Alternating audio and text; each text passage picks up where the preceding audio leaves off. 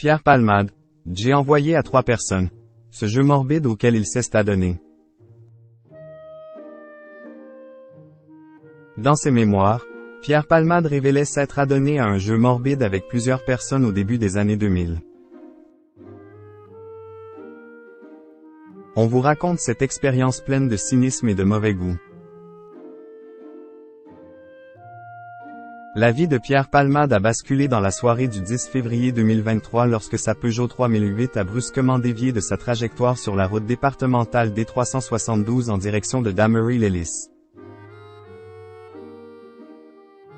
en Seine-et-Marne, et percuté une Renault Mégane qui arrivait dans l'autre sens.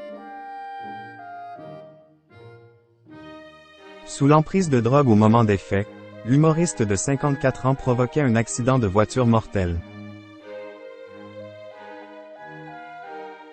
Le choc particulièrement brutal a non seulement envoyé le conducteur de la Renault et son enfant âgé de 6 ans dans le coma. En plus de provoquer la mort du bébé dont était enceinte une 3e passagère, la belle-sœur de l'homme au volant. Héliporté au Kremlin-Bicêtre, Pierre Palmade a finalement été assigné à résidence dans un hôpital de Villejuif avec un bracelet électronique avant d'être victime d'un AVC à quelques heures du verdict sur son placement en détention provisoire. Voilà des années que le comédien lutte contre ses nombreuses addictions. Il évoquait d'ailleurs ce difficile combat dans son livre « Dites à mon père que je suis célèbre » en 2019.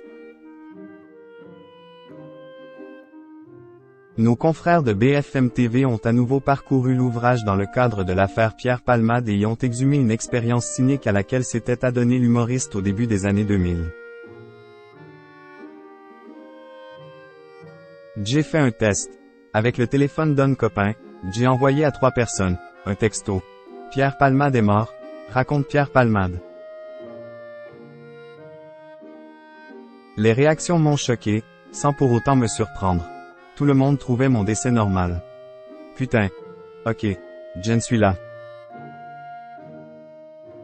Un jeu morbide qui trouve un écho sordide avec la situation de l'humoriste depuis un peu plus de 2 semaines. Comment se portent les victimes de l'accident de voiture de Pierre Palmade? Après avoir braqué leur caméra sur l'hôpital Paul Brousse de Villejuif la semaine dernière, les journalistes de BFM TV ont pris des nouvelles des victimes de l'accident de voiture provoqué par Pierre Palmade. Ils vont tous très mal, a confié Mourad Batik, l'avocat de la famille à bord de la Renault Mégane. Si elle souhaite aller de l'avant et se reconstruire, la belle-sœur du conducteur ça va être extrêmement difficile pour elle, précise le juriste. Opéré à 6 reprises en réanimation à l'hôpital Beaujon à Clichy, son beau-frère va toujours très mal. Son état ne s'est même pas amélioré, il est toujours broyé, explique Mourad Batik. Son fils, dont les jours ne sont plus en danger, gardera quant à lui à vie des séquelles de l'accident. Il va y avoir très long processus de reconstruction d'un point de vue physique d'abord puis psychologique pour un enfant déscolarisé qui était au CP et qui avait une vie tout à fait normale.